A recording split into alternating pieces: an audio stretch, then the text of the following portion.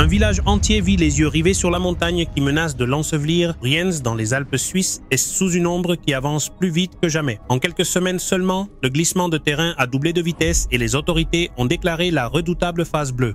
Dernier avertissement avant la destruction. Concrètement, qu'est-ce que cela signifie? Chaque jour, le terrain se rapproche du village et un effondrement pourrait survenir sans prévenir. Aujourd'hui, je vais expliquer où et comment cette pente se déplace, quel rôle la pluie joue dans l'accélération de la catastrophe, quelles mesures d'urgence ont été prises et pourquoi le souvenir de Blatten nous aide à imaginer ce qui pourrait arriver ici. Phase bleue.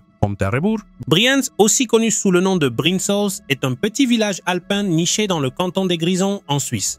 Pour ceux qui n'en ont jamais entendu parler, il peut sembler paisible, entouré de montagnes verdoyantes, de vallées pittoresques et de l'image typique des cartes postales suisses qui inspirent calme et sécurité. Mais ceux qui y vivent savent que la tranquillité n'est qu'apparente. Au-dessus du village, une colline entière bouge depuis des années, lentement mais sûrement, jusqu'à se transformer en une menace qui semble désormais inéluctable. Le point critique se situe juste au-dessus du village. Il s'agit d'une pente rocheuse et sédimentaire qui fonctionne comme un gigantesque glissement naturel. Pendant des décennies, la pente ne se déplaçait que de quelques centimètres par an, ce qui était gérable et semblait relativement stable. Cependant, ces derniers mois, tout a changé. La montagne a accéléré, doublant sa vitesse, se déplaçant d'environ 46 cm par jour. Pour un village situé juste sur le chemin, ce saut n'est plus un détail technique. C'est la différence entre une menace lointaine et une catastrophe qui peut survenir à tout moment. Les autorités ont déclaré la phase bleue, le niveau le plus élevé du système d'alerte appliqué à ce type de risque en Suisse. Il est important d'en comprendre la signification. La phase bleue n'est pas un simple avertissement. Elle implique la fermeture complète de la zone, l'activation de systèmes de blocage automatique sur les routes et les voies ferrées et la création d'un périmètre d'exclusion absolue autour du village. Personne ne peut y entrer ni y rester, car si la montagne cédait, il n'y aurait aucune marge de manœuvre. Et cette prudence est justifiée. Environ 10 000 mètres cubes de matériaux ont déjà été libérés, annonçant ce qui est à venir. Mais le plus alarmant, c'est la masse instable suspendue en contrebas, estimée à 1,2 million de mètres cubes. Pour mettre les choses en perspective, imaginez plus de 400 piscines olympiques remplies de roches et de terre s'effondrant soudainement dans une vallée étroite. Ce volume pourrait non seulement anéantir la ville entière, mais aussi propager la destruction plus loin, vers des infrastructures critiques situées au fond de la vallée. L'accélération du mouvement est étroitement liée à un facteur apparemment anodin, les précipitations. Chaque tempête, chaque période prolongée de conditions humides agit comme un lubrifiant sur les fractures internes de la montagne. L'eau pénètre dans les fissures, réduit la friction entre les couches rocheuses et augmente le poids du glissement. Le résultat est doublement dangereux. D'une part, le sol perd de sa stabilité et d'autre part, l'étendue potentielle du glissement, appelé ruissellement, augmente. Autrement dit, par temps sec, la masse pourrait s'arrêter aux abords de la ville. Mais avec le sol saturé d'eau, rien ne l'empêche d'avancer beaucoup plus loin, emportant tout sur son passage. Ce scénario n'est pas tombé du ciel. Depuis 2024, les autorités avaient décidé d'évacuer le village par précaution. Initialement, la mesure autorisait de courtes visites contrôlées des habitants sous stricte surveillance. Mais les données des géologues confirmant la vitesse croissante du glissement, ces visites ont été définitivement annulées. Aujourd'hui, Brienz n'est plus un village en suspens. C'est un village abandonné, condamné à attendre de voir si la montagne s'effondrera dans quelques jours, semaines ou mois. Le relogement des habitants a commencé, mais cela ne signifie pas que ce sera facile. Nombre de ces familles vivent là depuis des générations et quitter leur maison signifie renoncer à leur histoire, à leurs racines et à un mode de vie qui semblait éternel. Le déracinement, dans ce cas précis, est aussi réel que le risque géologique. Nous sommes donc face à un compte à rebours. La phase bleue n'est pas déclarée à la légère. Cela signifie que la montagne est déjà passée d'un risque maîtrisé à un processus qui pourrait s'arrêter à tout moment. La question n'est pas de savoir s'il y aura des conséquences, mais quand. Si vous souhaitez suivre chaque actualité sur ce qui se passe en dessous et au-dessus de Brienz, n'oubliez pas de vous abonner et d'activer les notifications, car ce qui est en jeu n'est pas seulement le sort d'un village alpin, mais un rappel brutal du peu de contrôle que nous avons face à la puissance de la Terre.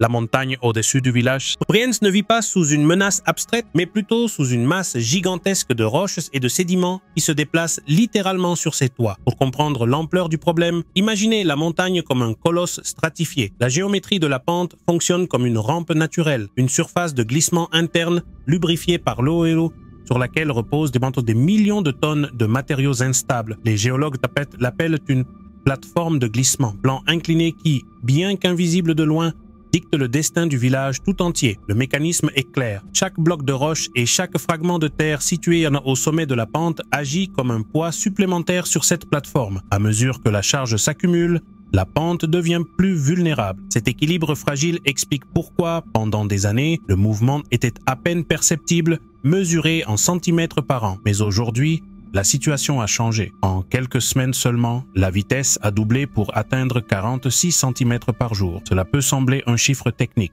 mais en géologie, c'est une véritable alarme. Pourquoi le doublement de la vitesse est-il si important? Car lorsqu'un glissement lent franchit un seuil critique, il peut se transformer en écoulement rapide. Cette transition signifie que la pente cesse de se déplacer en bloc compact et commence à se comporter comme une avalanche chaotique, les roches se fragmentant, accélérant et gagnant en énergie au fur et à mesure de leur descente. Autrement dit, l'augmentation de 20 à 40 cm par jour n'est pas qu'un chiffre. C'est la différence entre un processus contrôlé et la possibilité d'un effondrement soudain sans avertissement. Ici, un facteur décisif entre en jeu. Les précipitations. Chaque tempête ajoute de l'eau qui pénètre dans les fractures de la pente, agit comme un lubrifiant et multiplie l'instabilité. Il ne s'agit pas seulement d'accélérer le glissement. L'eau augmente l'ampleur potentielle de l'effondrement. C'est ce qu'on appelle le déferlement, la distance que la masse rocheuse peut parcourir lorsqu'elle se détache. Par temps sec, l'avalanche pourrait s'arrêter à la sortie du village.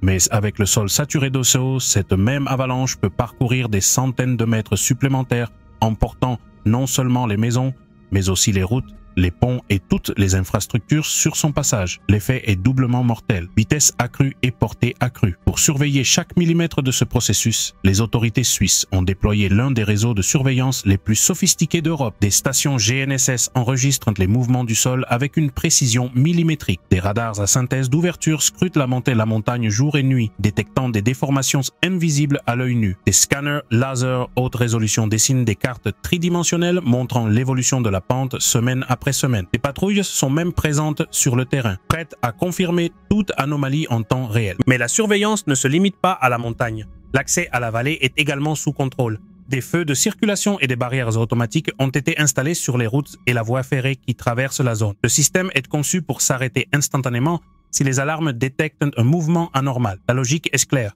Si la pente s'effondre, aucune voiture ni aucun train ne doit se trouver sur son passage. Dans un pays où chaque minute compte, ces mesures peuvent en faire la différence entre une catastrophe avec ou sans victimes. Que pourrait-il se passer exactement dans les mois à venir? Les experts envisagent deux scénarios techniques majeurs. Le premier est un effondrement massif et unique. La masse totale de 1,2 million de mètres cubes serait libérée d'un seul coup, détruisant soudainement la ville et semant la destruction dans la vallée. Ce scénario est le plus redouté, car il concentrerait toute l'énergie en un instant, générant un impact similaire à un tremblement de terre local accompagné d'une avalanche de roches et de poussière. Le deuxième scénario est une série d'effondrements en cascade. Au lieu de s'effondrer d'un seul coup, la pente se fragmente en sections qui se détachent en plusieurs épisodes. Bien que ce scénario réduise la violence immédiate, il n'élimine pas le risque. Plusieurs effondrements successifs pourraient encore dévaster la zone, la rendant instable pendant des mois et compliquant les efforts de reconstruction. Pour la vallée, la différence entre les deux scénarios est énorme. Un seul effondrement pourrait détruire des infrastructures clés en quelques secondes et ensevelir le village de manière irréversible. En revanche, une série de glissements de terrain échelonnés offrirait une certaine marge de manœuvre pour l'évacuation et l'intervention, au prix toutefois d'une incertitude prolongée et d'une menace constante pour toute la région. Dans les deux cas,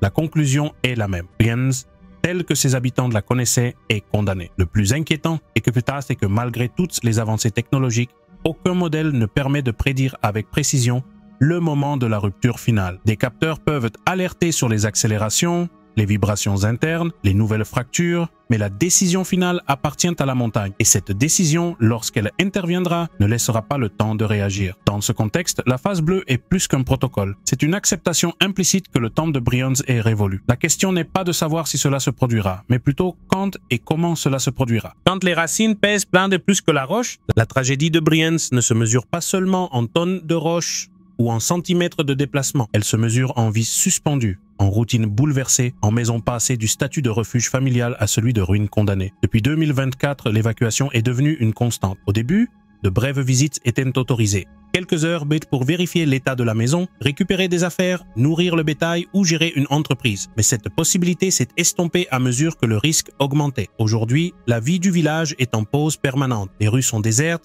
les volets baissés, les étables vides, les fermes qui ont donné son identité aux lieux ont été abandonnées. Le bétail, symbole des générations passées à la montagne, a dû être déplacé vers des pâturages plus sûrs. Les commerces locaux ont fermé sans date de réouverture. Ce qui était autrefois un village avec des enfants qui jouaient, des cloches qui rythmaient la journée et des personnes âgées qui s'occupaient des vergers est aujourd'hui une ville fantôme. Mais le bilan émotionnel est encore plus douloureux. Pour bénéficier du relogement proposé par les autorités, les habitants doivent accepter une condition dévastatrice, démolir leur propre maison. Il ne suffit pas d'abandonner. Il faut effacer physiquement la mémoire, démolir la maison où l'on a grandi, où l'on conservait des photos de famille, où les murs préservaient les traces des générations, est une seconde perte plus cruelle que la première. Car si la montagne dévaste le village, ce sera une tragédie naturelle. Mais si la politique impose sa destruction en premier, ce sera une blessure décrétée. En Europe et particulièrement en Suisse, la propriété n'est pas seulement un bien économique, c'est un héritage, une identité, une histoire. Nombre de maisons de Brienz ont été transmises de grands-parents à leurs parents et de parents à leurs enfants. Voir combien ces racines pèsent pas plus que le roc lui-même. Comment les familles doivent choisir entre sécurité physique et mémoire familiale est un dilemme insupportable. Et pourtant,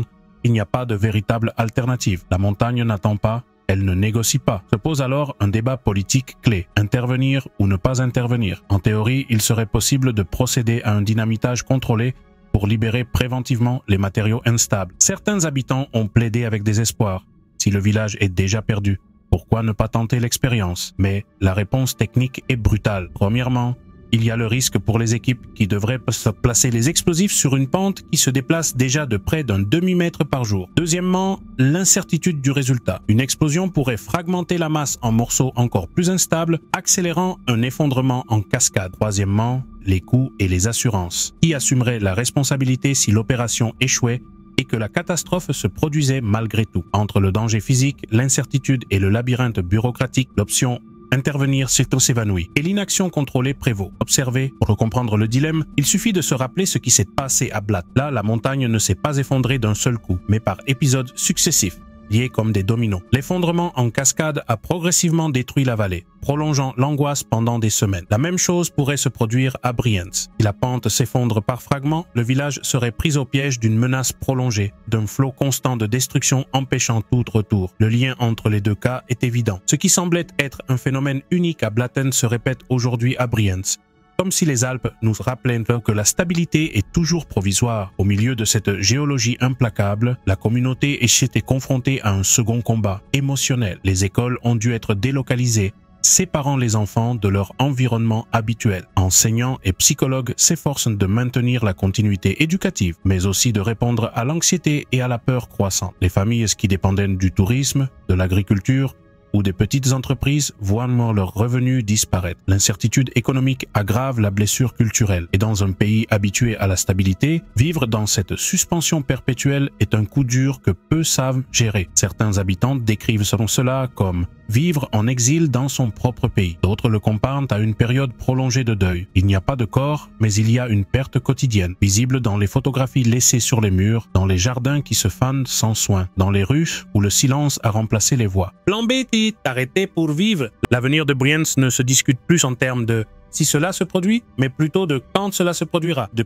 comment y faire face. Face à un glissement de terrain qui s'accélère, qui a doublé de vitesse et menace de raser un village entier, la question centrale n'est pas de savoir comment l'arrêter, car la montagne a déjà décidé de bouger. La question est de savoir comment l'atténuer, l'abandonner de manière ordonnée pour survivre. La première étape est le zonage. Le coteau et la vallée sont divisés en zones avec différents niveaux d'accès et de risque. La zone rouge comprend le centre-ville et la partie la plus instable du versant. Personne n'y pénètre, sauf les techniciens effectuant des opérations spécifiques. La zone jaune correspond aux environs immédiats, où la circulation est limitée et autorisée selon des protocoles stricts. Et au-delà, la zone verte, où la circulation est toujours autorisée, mais avec des plans d'évacuation en place. Ces périmètres ne sont pas de simples lignes sur une carte, ce sont des barrières juridiques et psychologiques qui marquent l'étendue de la vie quotidienne et où commence l'abandon. Le contrôle d'accès est un autre pilier. Les routes et les sentiers sont surveillés et des patrouilles veillent à ce que personne ne revienne récupérer ce qu'il a laissé derrière lui. Il ne s'agit pas de cruauté, mais de survie. Un seul habitant qui ne respecte pas l'interdiction peut se retrouver piégé si le glissement de terrain s'accélère en quelques heures. La discipline collective est donc aussi importante que les capteurs sur la montagne. Les systèmes d'alerte jouent également un rôle décisif. Il ne suffit pas d'avoir des radars et des GNSS mesurant chaque millimètre. Ces informations doivent être traduites en actions immédiates. Les feux de circulation installés sur les routes et les passages à niveau ont été programmés pour se fermer en quelques secondes si des alarmes détectent un mouvement anormal. Les voies sont automatiquement bloquées, sans attendre de confirmation humaine, car lors d'un événement pouvant libérer plus d'1 million de mètres cubes de roches, chaque minute compte. Les infrastructures critiques, cependant, restent le talon d'Achille. La tangentiale et les autres artères de la vallée sont essentielles à l'évacuation et au maintien des communications entre les communautés. Mais nombre de ces routes passent juste sous des zones instables. Un seul effondrement pourrait couper des voies vitales et isoler des populations entières. Les ingénieurs tentent d'établir des fenêtres de travail sûres, des plages horaires pendant lesquelles la surveillance indique un risque moindre et où le passage d'équipements, de fournitures ou de machines est autorisé. Cependant, chaque décision implique de parier sur l'imprévisibilité de la montagne. Au-delà de l'urgence immédiate, il y a la logistique de l'après-montagne. Les habitants de Brienz sont déjà confrontés à la réalité d'un relogement permanent. Il ne s'agit pas d'un exil temporaire, mais plutôt d'une reconstruction de leur vie ailleurs. Le gouvernement et les compagnies d'assurance négocient des indemnisations, mais rien ne couvre la perte de leur histoire et de leur appartenance. Le marché est clair. Pour recevoir de l'aide, les maisons situées en zone rouge doivent être démolies. Cela évite le risque de retour, mais cela enterre aussi littéralement la mémoire de la ville. En parallèle, des plans de reconstruction sont élaborés dans des zones plus sûres. Écoles, logements et services doivent être construits à l'écart des pentes. Mais une question incontournable demeure. Qu'advient-il de l'identité d'une communauté lorsqu'elle est transplantée sur un nouveau territoire? Le risque géologique est résolu, mais la blessure culturelle reste ouverte. La leçon de Brienz ne se limite pas à cette vallée. Elle rappelle les conditions de haute montagne, conditions météorologiques extrêmes, précipitations intenses et pentes instables qui se combinent pour créer des scénarios catastrophes. Le changement climatique aggrave cette équation, avec des pluies plus fréquentes et torrentielles qui lubrifient l'entour les pentes. Ce que Brienz vit aujourd'hui pourrait se reproduire dans d'autres villages alpins, et chacun devra répondre à la même question. Combien de temps résister et quand accepter l'abandon? Ici, science et communauté se rencontrent à un tournant décisif. La science peut calculer des probabilités, mesurer des vitesses et projeter des scénarios. Mais la communauté doit décider si elle s'accroche à un lieu condamné ou accepte l'incertitude de repartir des zéros ailleurs. Et à ce carrefour, les politiques publiques doivent notamment la soutenir par la clarté, une juste compensation et une communication transparente. Pensez-vous que Brienz vit un chapitre inévitable de l'histoire de la montagne ou que d'autres décisions auraient bien pu être prises pour éviter ce dénouement? Donnez votre avis dans les commentaires. Nous sommes à votre écoute. Abonnez-vous, partagez cette vidéo, activez la cloche et rejoignez-nous pour les prochains reportages sur une planète en perpétuel mouvement. À bientôt pour la prochaine vidéo et jusque-là, restez vigilants, restez conscients.